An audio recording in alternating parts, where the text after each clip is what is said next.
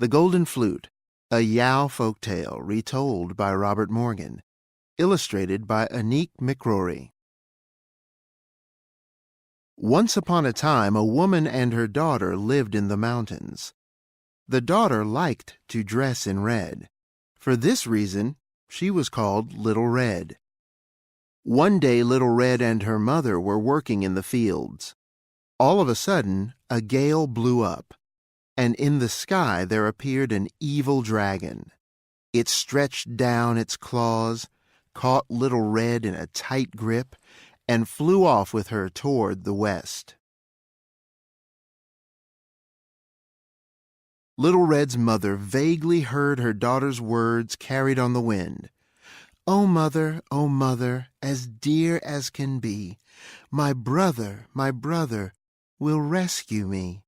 Wiping away her tears, Little Red's mother gazed into the sky and said, "But I only have a daughter. Who can this brother be?"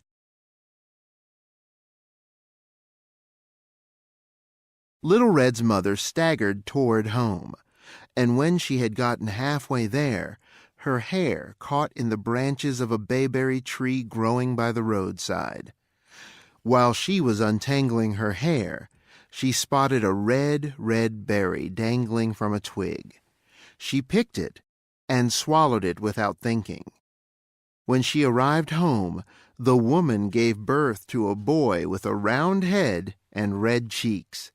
She named the boy Little Bayberry.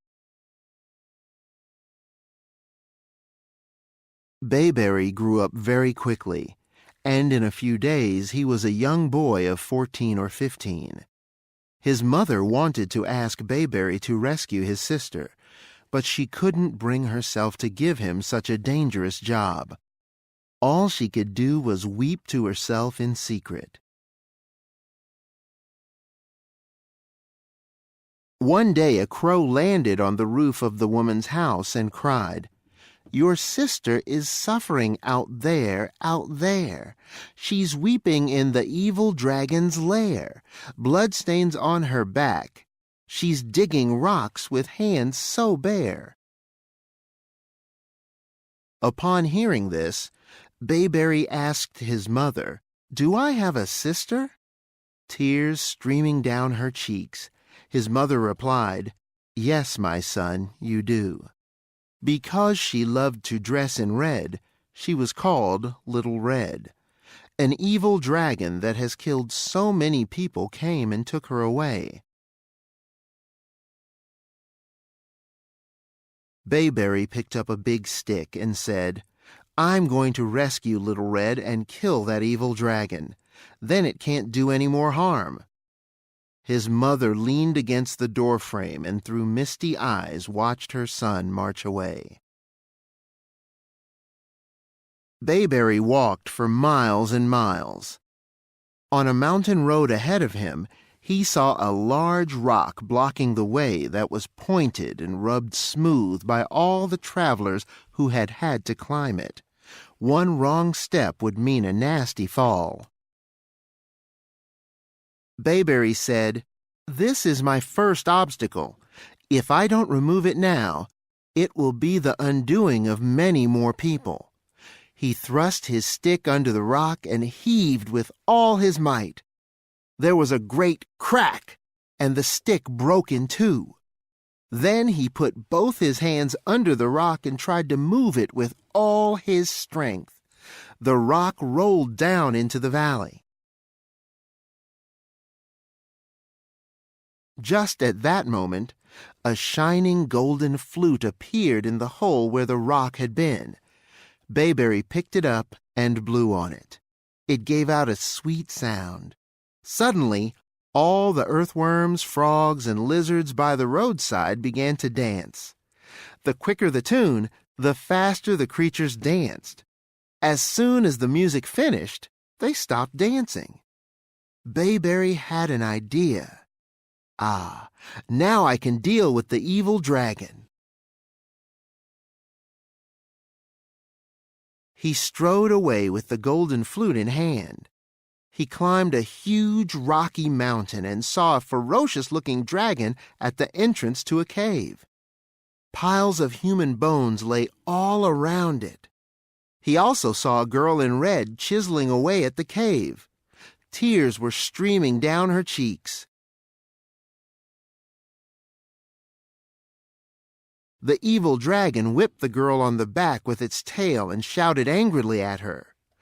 "Most ungrateful, loathsome Mistress Red, since with me you will not wed, day by day, rock by rock, carve me out a handsome cave, or I'll send you to your grave."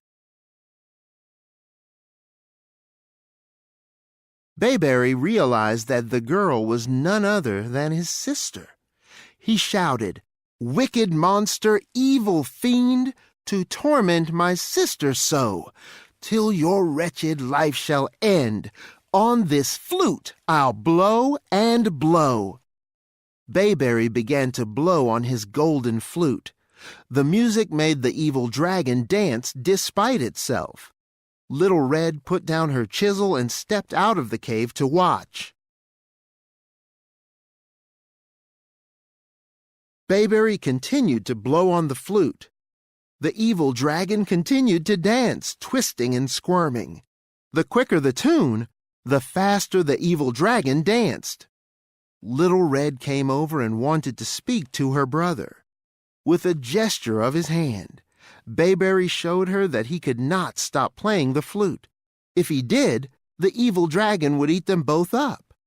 Bayberry kept blowing for all he was worth, and the evil dragon stretched his long waist and kept dancing around in time to the music. Fire came from the evil dragon's eyes, steam from its nostrils, and panting breath from its mouth. The dragon pleaded, "Ho, ho, ho! Brother, you're the stronger. Blow no more. Torture me no longer. I'll send her home if you leave me alone." Bayberry had no intention of stopping. As he blew, he walked toward a big pond. The evil dragon followed him to the bank of the pond, squirming and dancing all the way. With a great splash, the evil dragon fell into the pond, and the water rose several feet. The evil dragon was utterly exhausted. Fire came from its eyes, steam from its nostrils, and panting breath from its mouth. It begged again in a hoarse voice, "Ho, ho, ho! Brother, you're the stronger. Let me alone, and I'll stay in this pond and torture folk no longer." Bayberry replied, "Wicked fiend, this is my bargain. Stay at the bottom of this pond and never do harm again." The evil dragon kept nodding its head. As soon as the golden flute stopped blowing, the dragon sank to the bottom of the pond. Bayberry took hold of his sister's hand and walked happily away. Not long after Bayberry and Little Red set off, they heard the sound of water splashing in the pond. They looked over their shoulders and saw the evil dragon emerge from the pond. It raised its head and flew in their direction, baring its fangs and clawing the air. Little Red cried, "Go deep when digging a well. Pull up the roots when hoeing a field. While that dragon is still alive, to kindly ways he'll never yield." Bayberry rushed back to the pond and began to blow on his flute once more. The evil dragon fell back into the pond and began to dance again, splashing and squirming in the water. Bayberry stood on the bank of the pond for 7 days and nights, blowing a fast tune on his flute. Finally, the evil dragon could move no longer and floated on the surface of the water. Its days had come to an end. Sister and brother joyfully returned home, dragging the body of the evil dragon along behind them. When their mother saw her 2 children coming home, her face lit up with happiness. They peeled the dragon's skin to make a house, took out the dragon's bones to serve as pillars and beams, and cut off the dragon's horn to make a plow. With the dragon's horn, they plowed the fields quickly and had no need of oxen. They plowed many fields, sowed lots of grain, and enjoyed a plentiful life.